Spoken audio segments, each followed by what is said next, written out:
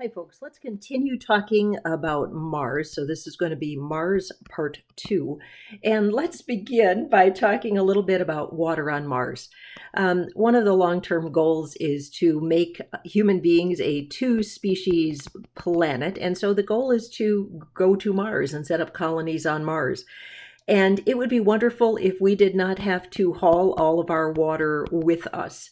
Also, it would be wonderful to find water on Mars so that we would have an inkling if there was life on Mars. Well, a couple things we've discovered. Mars has polar ice caps. They have a cap on the top and the bottom, just like Earth is. But because of the tilt of Mars, the northern polar ice cap is made of mostly water ice, and the bottom one is a mixture of carbon dioxide and water ice. And these change in size. In the winter, they get bigger, and in the summer, they get smaller. So we've known about that for a long time because we've been able to see that from our telescopes. But we also have satellites that we have put in orbit around Mars. And through the satellites that we have seen going around Mars, we've been able to take some wonderful pictures. And pictures like this one that has been taken by the Reconnaissance Orbiter, we see features that look very much like seasonal water flow. So there's a lot of rain in the spring, and then the water flows down the mountains and through the dry plains and then dries up. Now, we don't think that there is a lot of liquid water that's flowing right now seasonally, but there's a lot of evidence that it's there in the rocks and in the soils. For example, right now, a lot of the ground has a combination of dirt plus water in it here on planet Earth, and we kind of believe the same thing is true on Mars. Why is that a big deal? Well, when humans actually get to Mars, we don't have to haul all the drinking water and water we would need for our life with us. We can just basically harvest it from the surface of Mars. Now, what's that water going to be like? It's probably very salty, very brackish, and that means that we are going to have to distill it. We know how to distill. We've been doing that for thousands of years on the planet, and take the salt out and end up with that lovely, lovely water. So that's good news for our future colonization. There is a couple really nifty geographic features on the surface of Mars.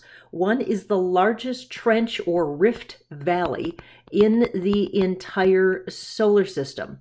This is called Valles Marineris, and the Valles Marineris is this feature here. It would be 5 times deeper than the Grand Canyon, and it covers 1/4 of the way around the planet Mars. If this canyon happened to be on planet Earth, it would travel from Los Angeles to New York. It would be all that distance. It is a huge geographic feature.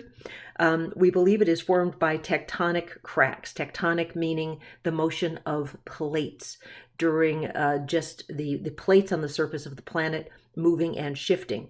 So there's only one crustal plate on Mars that we are aware of, and this plate cracked to form this very large rift somewhere in the past. And it is a very wonderful feature. If you have your own home telescope, it is something definitely to keep an eye out for.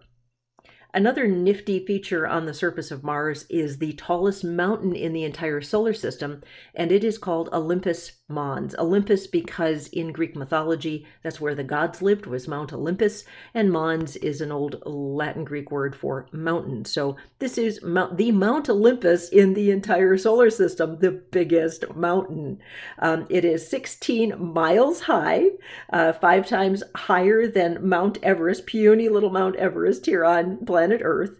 And we think it was formed by a geologic hotspot. Now, if you remember a geologic hotspot is one area where there is magma that is continuously coming up from the floor or the interior of the planet.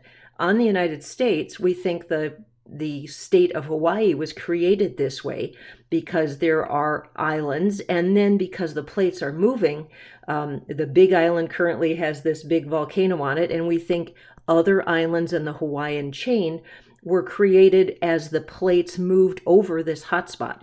Well, the one plate that makes up the surface of Mars did not move, and so the magma kept spewing up and making this bigger and bigger and bigger, and that created this huge mountain, Olympus Mons.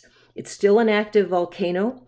It is still growing to some extent. We don't actually see a lot of spewing coming out of the top of it, but there are indicators that there are still some tectonic activity on Mars. Back about 150 years ago, there was an Italian gentleman named Giovanni Schiaparelli. And when this gentleman looked through his telescope at Mars, he saw channels. He actually saw lines, light and dark lines. And he recorded this in some papers that he was writing. Well, when that word channel got translated into English, it got translated as canals. Well, canals would indicate that it is made by intelligent life. And it became a sensation. The story kind of went viral today, we would say. It would be all over the internet, and you would be forwarding this email to all of your friends.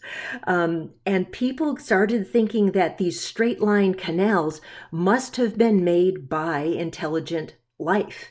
And that's where, about 150 years ago, the whole idea of life on Mars and Martians being the probable that we have aliens on this other planet really close to us, that's where that idea first came from. A very prominent gentleman at the time was Percival Lowell. Here's a picture of Percival Lowell. Percival Lowell came from a very wealthy family. He was a Renaissance man, and the fact that he had a degree in mathematics, he wrote on everything from prenatal care. He did a lot of travels to the Far East, and he was a gentleman interested in lots and lots and lots of things. And think of him kind of as an Elon Musk kind of character from 150 years ago. And he read about this idea of these canals on Mars, and he went, this is fabulous. We have got to investigate this further. He studied a lot about astronomy, and he actually took some of his wealth and spent it to create the Lowell Observatory. Now, the Lowell Observatory is in Flagstaff, Arizona. So if you ever go down to Flagstaff, Arizona, that Lowell Observatory is still in place today. And one of the greatest contributions Percival Lowell did to all of astronomy is he actually is one of the people who made the decision, let's put big telescopes and big observatories in places that are high and dry and a long way away from people and in remote locations. But anyhow, he created this Lowell Observatory for the purpose of hunting for these canals. Eventually, when we start talking about Pluto, the Lowell Observatory was used and very instrumental in finding the planet Pluto, or the dwarf planet Pluto, and we'll talk more about that in the next chapter. But let's talk more about these canals. What was eventually found when we got better images of Mars and we got sent probes there, etc. There are no canals on Mars. So far, we have not found intelligent life on Mars.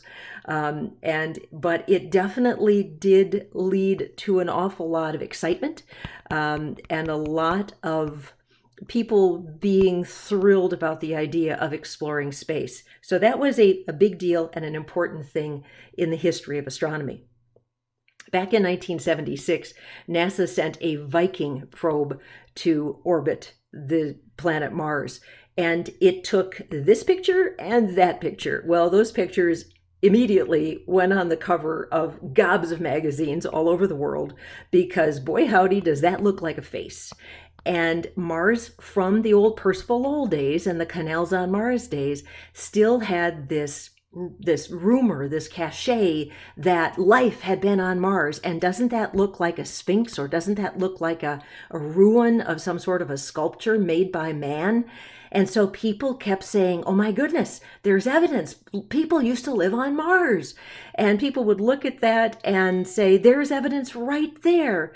Well, now that we have better photography, better orbiters going around the planet of Mars, this is the same thing with modern photographic equipment. It is nothing but a collection of light and shadow that we happen to have that image. And human beings tend to see faces and things. That's what we do. But So unfortunately, if you go to Mars as a tourist, you could probably go see the rock, but you're not going to see the pretty face. It was just a moment with light and shadow. So we want to believe, yeah. Mars is our most visited planet aside from the Earth and the Moon.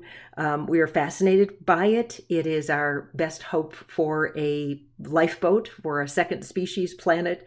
Here are some of the probes we have sent.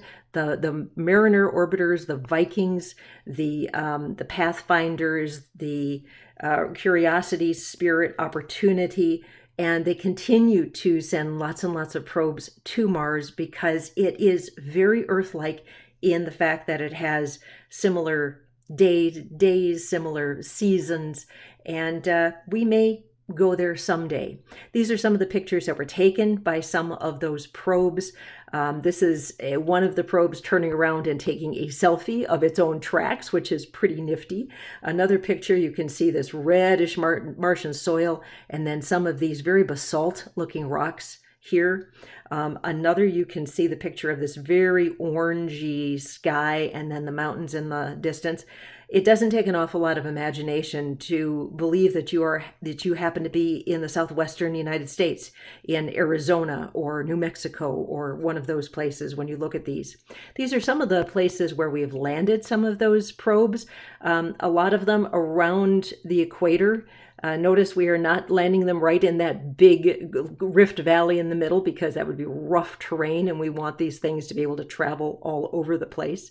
Some of them have been landed specifically near the poles. There's a lot of hypotheses that if we do want to colonize Mars, maybe the poles are a good place to be because if we're at the poles, we're going to get very quick day and night cycles. That means that we can recharge our solar panels quickly. So we are exploring a lot of the planet so that when we do decide to colonize, we know where to land.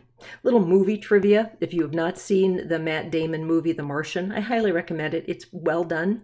A lot of the science, 95% of the science is quite good. There's a few bits of literary license they had to make the movie doable. But these are actually characters in the movie, Pathfinder and Sojourner.